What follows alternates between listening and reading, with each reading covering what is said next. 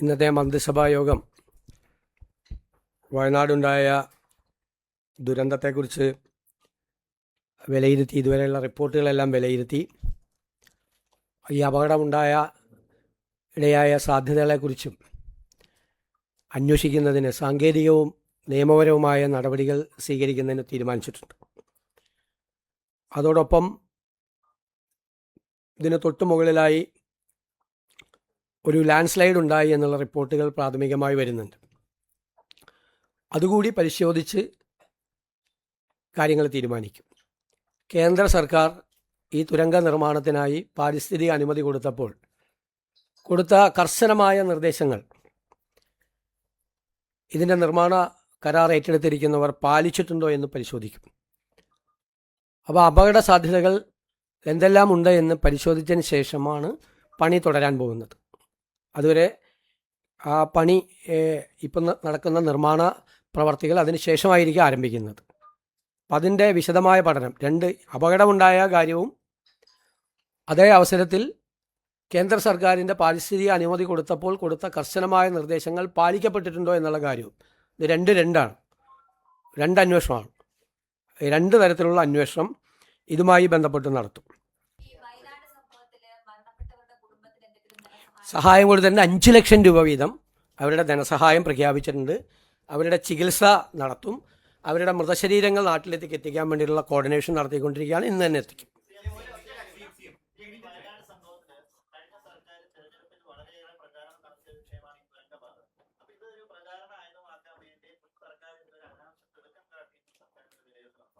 അല്ലല്ലോ, നിങ്ങളിതൊക്കെ ആലോചിച്ചോ.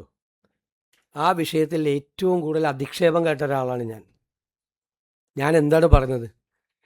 ഗൗരവതരമായി പരിശോധിക്കാതെ, പാരിസ്ഥിതിക ആഘാത പഠനം ഗൗരവമായി നടത്താതെ ഈ പദ്ധതിയുമായി പോകരുത്. എന്താ കാര്യം? വയനാട് വെസ്റ്റേൺ ഗാർഡ്സ് എന്ന് പറയുന്നത് വളരെ സെൻസിറ്റീവാണ്, ഫ്രജൈലാണ് അവിടുത്തെ മണ്ണ്. എന്നെ എന്തുമാത്രം പരിഹാസം ഉണ്ടായിരുന്നു. മണ്ണ് പരിശോധനാ വിദഗ്ധൻ എന്നെല്ലാം പറഞ്ഞു. മണ്ണ് പരിശോധനാ വിദഗ്ധൻ എന്നൊക്കെ പറഞ്ഞ് എന്നെ കളിയാക്കി CPM ഹാൻഡിലുകൾ. അവരാണ് എൻ്റെ PR മുഴുവൻ നടത്തിയത്. എനിക്ക് നന്ദിയുണ്ട് അവരോട്. ഞാൻ അന്നും പറഞ്ഞു അവരെയൊന്നും മാറ്റല്ലെന്ന്. കാരണം അവരാണ് എനിക്ക് വേണ്ടിയിട്ട് ഏറ്റവും കൂടുതൽ ക്യാമ്പയിൻ നടത്തിയത്. കാരണം ആ തെരഞ്ഞെടുപ്പിന് തൊട്ട് മുമ്പുള്ള 2-3 മാസം സോഷ്യൽ മീഡിയ തുറന്നാൽ എന്നെ മാത്രം, എൻ്റെ വികൃതമായ രൂപങ്ങളൊക്കെ ഉള്ളതാണെങ്കിലും എൻ്റെ കണ്ണൊക്കെ തളിച്ചിട്ടുള്ളതാണെങ്കിൽ എൻ്റെ പടം മാത്രം ഉണ്ടായിരുന്നില്ല.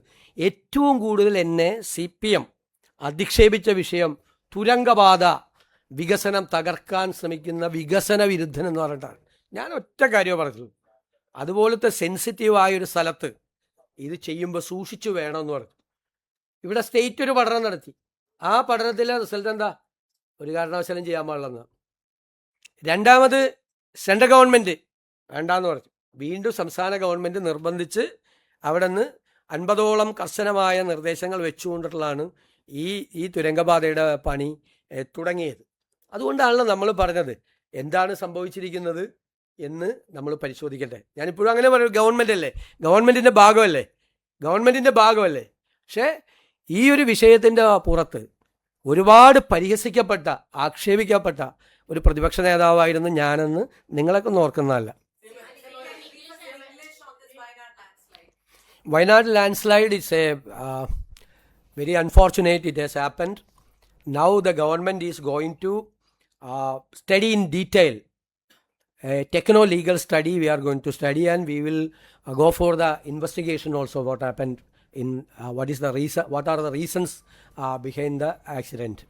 Then second thing is that we will check the construction company is there are some conditions from the Environment Department of the central government, whether they are obeying these conditions or not. We will check it. So till then the work is stopped? Yeah, then only the work will start. And as I said yesterday, the Disaster Management Authority chairman in the Wayanad and the Wayanad district collector has issued an order in 20th of last month to remove all this the soil stock from there. But unfortunately, these contractors, they have not taken any action to remove the soil. Number two, the PWD minister directed the PWD secretary, and PWD secretary and other engineers went to this place and they checked. They also warned the concerned parties, contractors, to the possibilities for a disaster. Sir, CM, വയനാട്ടിൽ അനിൽ പാശിക പറഞ്ഞു ഈ പുതിയ അപകടത്തിന്റെ പശ്ചാത്തലത്തിൽ നമ്മൾ meeting ചെയ്യുമോ അതോ ഞാനൊന്നും പറയാം, പരിശോധിക്കും, എന്നിട്ടേ work തുടരുള്ളൂ. CM, coming back to Wayanad. So two studies you're saying. One to understand what really happened right now. Yeah. And the other, basically, whether the company has flouted any environmental rules. Yes. Environmental directions from the Environment Department, Central Environment Department, when they have given this clearance, they have directed that more than 50 conditions are there. We have to check that. Yesterday, Minister Siddique had said this is a man-made disaster. It was not a natural one. You had also said That was a preliminary report. Anyway, we will check whether there was a landslide. Anyway, this landslide and this stock of soil multiplied the impact of the accidents. Sir, on the compensation and what is the latest on the compensation and what is the latest numbers as far as death or missing people are concerned? 3 persons died and 5 persons are still missing. There are 2 NDRF team, police and fire force are there. They are trying to, now the road is cleared. Even then we were not able to find out the missing persons. ചെയ്യുന്നതുമായി ബന്ധപ്പെട്ട് നിർദ്ദേശം നേരത്തെ തന്നെ നൽകിയിട്ടുള്ളത് മുഖ്യമന്ത്രി പറഞ്ഞു, മറ്റ് മന്ത്രിമാരും പറഞ്ഞു. അപ്പൊ ഈ മണ്ണ് നീക്കം ചെയ്യാൻ നിർദ്ദേശം നൽകിയിട്ടും അത് അവിടെ നിന്ന് നീക്കം ചെയ്തില്ലെങ്കിൽ അതിനുള്ള ഉത്തരവാദിത്വം അത് ആ ജില്ലാ ഭരണകൂടത്തിനു കൂടി ഉള്ളതല്ലേ? അവരുടെ ഭാഗത്തു നിന്ന് കൂടി മിസ്റ്റേക്ക് ഉണ്ടായിട്ടില്ല. അല്ല, അത് അവർ ആവശ്യപ്പെടുകയും അത് ഞാനൊരു ചോദ്യത്തിന് മറുപടി, അവർ റിപ്പീറ്റ് ചെയ്ത് അവർ ആവശ്യപ്പെട്ടുകൊണ്ടിരിക്കുക. എന്നിട്ട് PWD കൂടി ആവശ്യപ്പെട്ടിട്ട് ചെയ്തില്ല. അപ്പോൾ മണ്ണ് നീക്കം ചെയ്യാത്തതിൽ ഗുരുതരമായ പാളിച്ച ഉണ്ട്, നീക്കം ചെയ്യാത്തതിൽ. അതല്ലേ പരിശോധിക്കുമെന്ന് പറയുന്നത്. ഞാൻ അതിൻ്റെ അകത്ത് പ്രതികളെ കണ്ടെത്താനൊന്നും ശ്രമിച്ചില്ലല്ലോ. ഒരു ഏജൻസി അന്വേഷിക്കുമ്പോൾ ലെറ്റ് ദം ഇൻവെസ്റ്റിഗേറ്റ്. ഞാൻ കയറി മുൻകൂട്ടി ആരാണ് കുറ്റക്കാരെന്നൊന്നും പ്രഖ്യാപിക്കാൻ പാടില്ലല്ലോ.